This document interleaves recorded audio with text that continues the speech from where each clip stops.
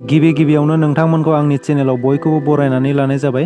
नोंथांमोना सानफ्रोमबोनि खौरां मोननो थाखाय आंनि एसबि रादाब इउटिउब चेनेलखौ साबस्क्राइब खालामनानै लादो।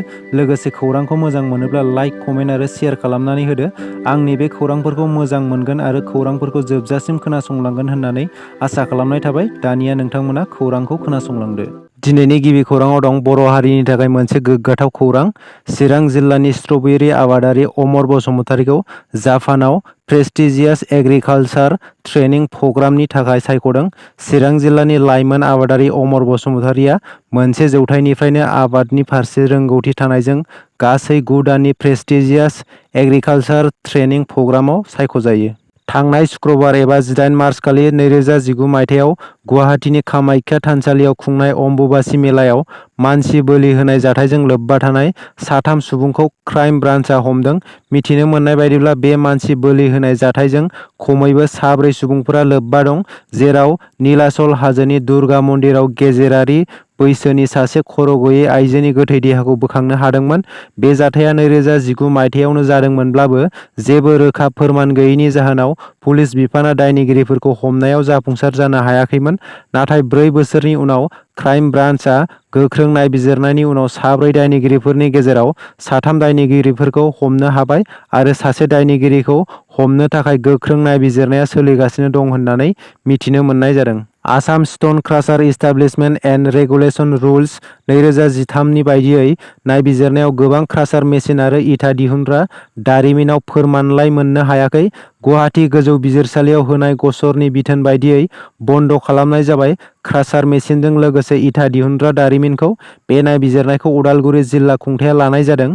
आयेननि हेंथायै सोलिबाय थानाय क्रासार मेसिन आरो इटा दिहुनग्रा दारिमिननि हेंथायै अरांनि बिमल महातो मुंनि सुबुङा 2019 मायथाइयाव गुवाहाटी गोजौ बिजिरसालियाव गसर थिसननाय जादोंमोन। बे गसरखौ लानानैनो मासबाद सार्कलनि बेंखनाव थानाय अरां गरुबन्दा गामियाव थानाय अरां ब्रिक्स क्लिन इन्डास्ट्रि, अरां bricks factory, Sunil Kumar James stone crusher, MS stone crusher industry, SM enterprise, MS Prabhu Agarwal construction, Narzary stone crusher, Dhansiri stone crusher आरो निकेसन स्टोन क्रासार इन्डास्ट्रि मुंनि गं 7 क्रासार मेसिन आरो गं 2 इटा दिहुनग्रा दारिमिनखौ मासबाद सार्कलनि सार्कल अफिसार उत्पल कुमार देखाया बन्द' खालामो। थारैनो बर' बिजोंनि फरायसालिफोरा जायगा जायगा लासैनो जोबलांनो हमगासिनो।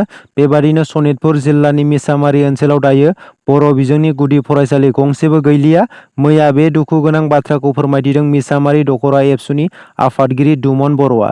39थि मिसामारि दख'रा एबसुनि जोनोम साननि लोब्बायै खुंनाय गेवलां मेलाव बे गोनां बाथ्राखौ फोरमायना होदों।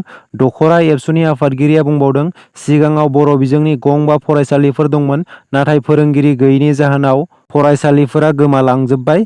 बबेखानि बर' फरायसाफोराबो असमिया बिजोंनि फरायसालियाव फरायनो गोनां जाबाय।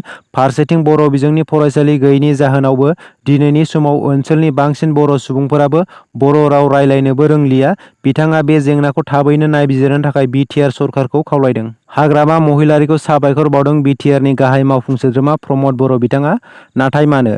गोदान साननाय हनाय सिमांजों राजखान्थि खालामनायनि थाखाय हाग्रामा महिलारिखौ साबायखर जासिदों प्रमद बर' बिथाङा आरो बुंबावदों, जुदि आंखौ बोख्लायनानै गासैबो मोजां जायो अब्ला बोख्लायनायानो मोजां जागोन होननानै बुङो बिटिआरनि गाहाय खुंगिरि प्रमद बर' बिथाङा। मैया मानासाव खुंनाय बड'लेण्ड दावबायथाय बिफाननि गामि दावबायथाय मेलानि जोबथा साननि हाबाफारियाव बाहागो लानानै बैफोर बाथ्राखौ बुंदों बिटिआरनि गाहाय खुंगिरिया। गसाइगाव महकुमानि सिङाव थानाय गुरुफेला बाजाराव केएलअनि मुं लानानै रां दाबिनाय जाथाया फालांगिरिफोरखौ गिखांनाय सोमजिहोदों। खौरांगिरिनि सिगाङाव फोरमायना होनाय बायदिब्ला गुरुफेलानि सा 10 फालांगिरिफोरनिफ्राय साफायाव 5 लाख राङै दाबि खालामदों होननानै फोरमायना होदों आरो रां दाबि जाग्रा फालांगिरिफोरनि मुङा बारायबावनो हागौ होननानै फोरमायना होबावदों। बेनिखायनो आसाम सरकारखौ थाबैनो बै दुथांफोरखौ नागिरनानै गोख्रों साजा होनो खावलायदों। दिनैनि खौराङा एसेनोसै। आसा खालामो खौरांखौ खोनासंनानै मोजां मोनबाय आरो खौरांखौ मोजां मोनदोंब्ला मोनसे लाइक खालामनानै गालांदो। लोगोसे सानफ्रोमबोनि खौरां मोननो थाखाय एसबि रादाब इउटिउब चेनेलखौ साबस्क्राइब खालामनानै लादो। गोजोन्थों।